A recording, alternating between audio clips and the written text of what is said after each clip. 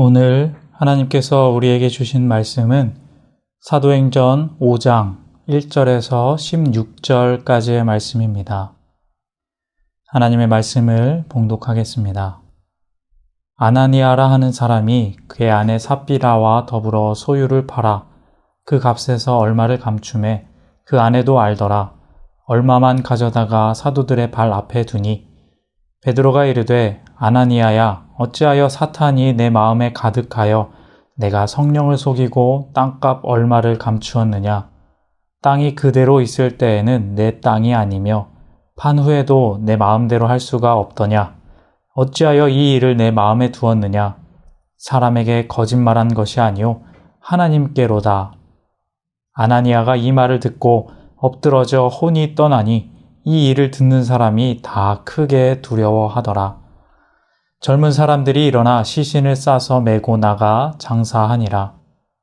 3시간쯤 지나 그의 아내가 그 일어난 일을 알지 못하고 들어오니 베드로가 이르되 그 땅 판값이 이것뿐이냐 내게 말하라 하니 이르되 예 이것뿐이라 하더라. 베드로가 이르되 너희가 어찌 함께 꾀하여 주의 영을 시험하려 하느냐.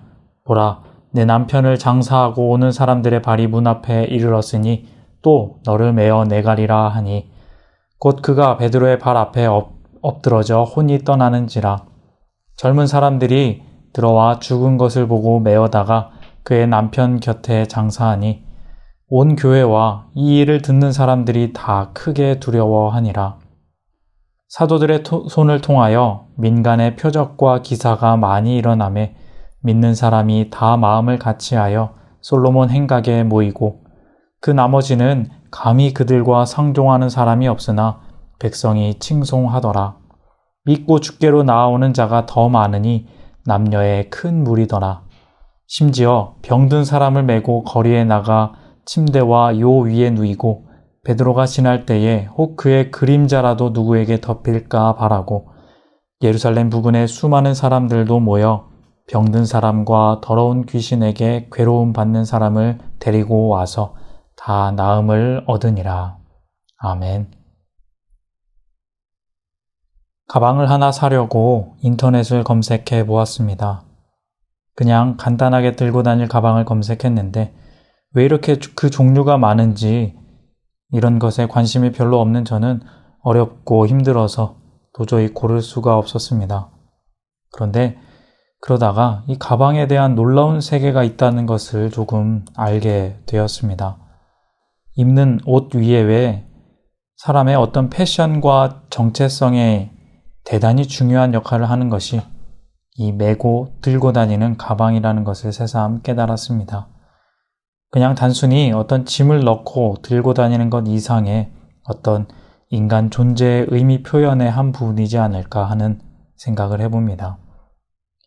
사람은 들고 다니는 것이 무엇이냐에 따라 그 사람이 어떠한 사람인지를 나타내 줍니다. 책가방을 메고 다니면 학생이거나 공부를 하는 사람이고, 여행 가방을 들고 다니면 여행의 여정이 있는 사람이고, 운동 가방은 운동을 하는 사람이고, 핸드백이나 작은 가방은 간편한 일상을 의미합니다. 교회에 올 때는 성경책이 들어갈 가방을 메고 오죠. 여러분들은 교회에 올 때 어떤 가방을 들고 오시나요? 물론 가방이 없을 수도 있습니다. 가방이 없다는 것 또한 메는 것이 없고자 하는 그 사람의 성향을 나타내주는 것이기도 합니다. 또 비싼 명품 가방도 있죠. 가방이 그렇게 비쌀 수 있다는 것은 어찌 보면 우리가 그렇게 그것을 중요하게 생각한다는 반증일 수 있습니다. 그렇듯 우리에게 무엇을 맨다, 들고 간다 하는 그런 무엇인가가 있다 하는 것은 우리의 존재를 나타내주며 그 순간의 삶에 대한 어떤 목적과 의미를 담고 있음이 분명합니다. 성경에서도 사람이 무엇을 메고 간다라는 것에는 큰 의미가 담겨 있는 경우가 있습니다. 단순히 별뜻 없이 넘어갈 수도 있는 단어이지만 깊은 의미가 담겨 있기도 합니다. 오늘 우리가 읽은 본문에도 이 메다라는 단어가 많이 나옵니다. 오늘 본문에는 두 가지 이야기가 나오는데 첫 번째는 아나니아와 삽비라의 잘못된 드림의 이야기이고 두 번째는 그 뒤에 사도들이 병을 고치는 표적을 일으키며 믿는 자의 수가 크게 더한다는 이야기입니다. 아나니아 삽비라의 이야기는 우리가 잘 알고 있습니다. 4장 마지막 부분에 나오는 바나바처럼 아나니아와 삽비라 부부도 자기 소유를 팔아서 사도들에게 내어주어 하나님의 나라를 위해 바쳤는데 그 땅 판값 얼마를 감추고 사도들에게 거짓말을 했습니다. 하지만 이것은 성령에게 거짓말을 한 죄가 되어 아나니아는 그 자리에서 바로 죽임을 당했습니다. 나중에 온 아내 삽비라도 똑같이 거짓말을 했다가 혼이 떠나가 죽게 됩니다. 성령 앞에 정직하고 또 바친 것에 대한 진실함, 그런 교훈을 얻게 되는데 자세히 보면 이 둘은 같은 모습으로 죽고 또 똑같이 메어져 나갑니다. 6절에 보시면 젊은 사람들이 일어나 시신을 싸서 메고 나가 장사하니라 라고 하고 9절 끝부분에 보시면 베드로가 강조하며 말합니다. 또 너를 메어 내가리라 하니 그렇게 10절에 이제 또 메어다가 그 남편 곁에 장사하였다 합니다. 메어갔다라는 말을 계속 쓰고 있는 것을 볼 수 있습니다. 그리고 12절부터는 사도들의 손을 통하여 표적이 많이 일어나서 믿는 사람의 수가 크게 늘어나는 이야기인데 이때 사도들에게서 놀라운 능력들이 일어납니다. 그런데 14절 초반에 보시면 이런 말이 있습니다. 심지어 병든 사람을 메고 거리에 나가 침대와 요 위에 누이고 병든 사람을 메고 가서 낫게 하였다. 이 내용은 예수님에게 중풍병자를 메고 지붕을 뜯어내렸던 내 친구의 이야기를 떠올리게 합니다. 그때도 그 사람들은 병든 친구를 메고 갔었죠. 지금 우리는 사도행전을 읽으며 사도들과 그 초대교회 놀라운 부흥의 역사를 지켜보고 있습니다. 날마다 성전에 모여 기도에 힘쓰고 모든 가진 것을 함께 통용하며 병든 자가 고쳐지고 그 수가 날로 늘어갑니다. 그야말로 대부흥과 기적 같은 변화의 순간들입니다. 그 변화 속에 상징적인 단어 하나를 바라봅니다. 바로 메고 가다라는 동사입니다. 공동체의 정의를 흐리고 성령을 거역하는 거짓말을 하는 자들은 그 교회에서 메어져 나갑니다. 그리고 약한 자들, 병든 자들, 복음과 도움이 필요한 자들이 메어져 들어옵니다. 하나님의 뜻에 따라 수동적이지만 또 순종함으로 기꺼이 이루어지는 사람들의 움직임입니다. 이 메어가다라는 동사는 지금 초대교회 공동체를 더욱 크고 견고하게 만들고 있습니다. 메어감을 통해 하나님의 뜻이 온전히 이루어지고 있다는 것입니다. 구약을 보시면 이 메어감의 중요성을 찾아볼 수 있습니다. 사무엘하 6장에 보면 왕이 된 다윗이 여호와의 궤를 다윗성으로 옮겨오려 합니다. 그때 사람들은 여호와의 궤를 수레에 올려 끌고 옵니다. 레위기에 보면 분명히 하나님의 궤와 성전 물품은 어깨에 메고 이동하라고 되어 있는데 그것을 지키지 않은 것이지요.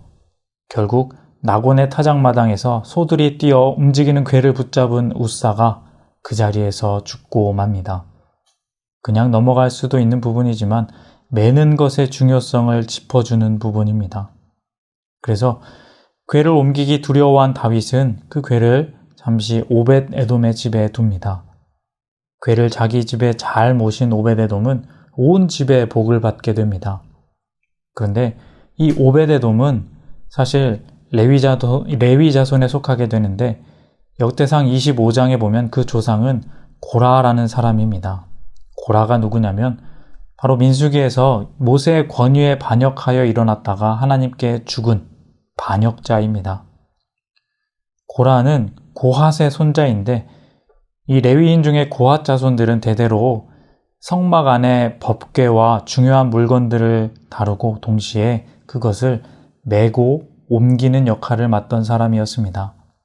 고라도 고핫의 자손이니 그것을 메고 옮기는 사람인데 그 맡겨진 일을 하찮게 여기고 리더의 자리를 노리다가 하나님께 크게 화를 당한 것이지요.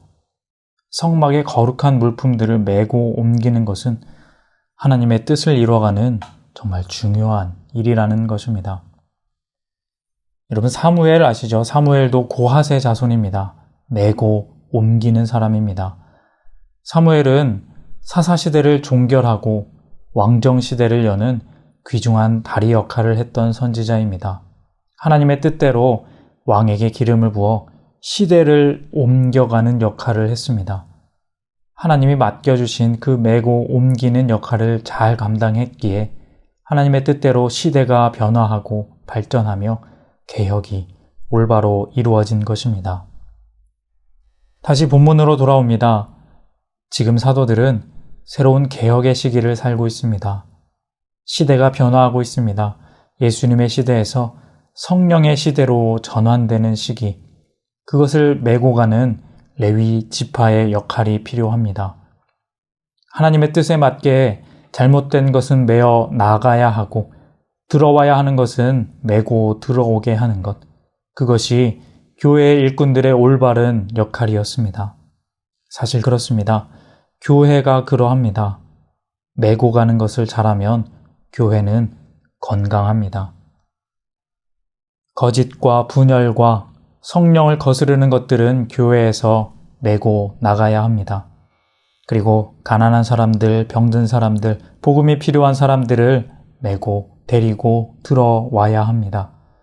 그게 건강한 교회입니다. 빠르게 변화하는 시대 속에서 변화를 앞장서서 이끌어가는 참 교회의 모습인 것입니다.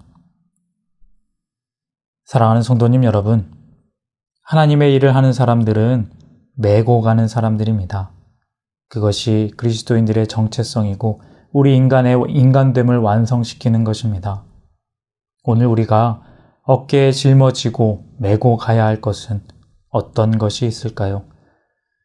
거짓과 이기심, 미움과 분열은 밖으로 메어 나가고 사랑과 정의, 나눔과 위로는 메고 들어오는 그러한 오늘 우리의 삶이 되기를 원합니다.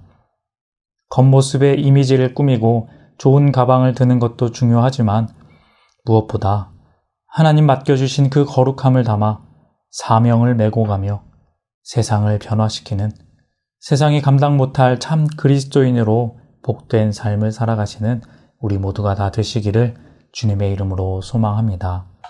기도하겠습니다. 하나님 아버지 감사합니다. 오늘 나의 어깨에는 무엇이 메어져 있습니까? 나를 빛나게 하고 내가 세상에서 높아지기 위한 어떤 것들이 메어져 있습니까? 아니면 하나님의 맡기신 사명이 메어져 있습니까? 그것이 어떤 것이든 우리에게 메어져 있는 것은 나의 삶을 이끄는 것이고 또 그것이 모여 세상을 진행시키는 것임을 우리가 깨닫습니다. 하나님, 우리 그리스도인들은 가장 아름다운 것인 하나님의 뜻을 메고 살아가게 하여 주시옵소서. 우리의 메고감을 통해 교회가 건강히 세워지고 공동체가 강건하여지며 나아가 세상을 변화시키는 놀라운 하나님의 나라가 우리의 움직임을 통해 생겨나게 하여 주시옵소서. 날마다 사람이 모이게 하시고 풍성하게 하신 그 초대교회의 복이 우리 교회에 임하게 하여 주시고 오벳에돔에게 주신 생명의 복이 각 개인과 가정에게 임하게 하여 주시옵소서. 하늘나라가 우리에게 이루어지게 하여 주시옵소서. 예수님의 이름으로 기도합니다. 아멘.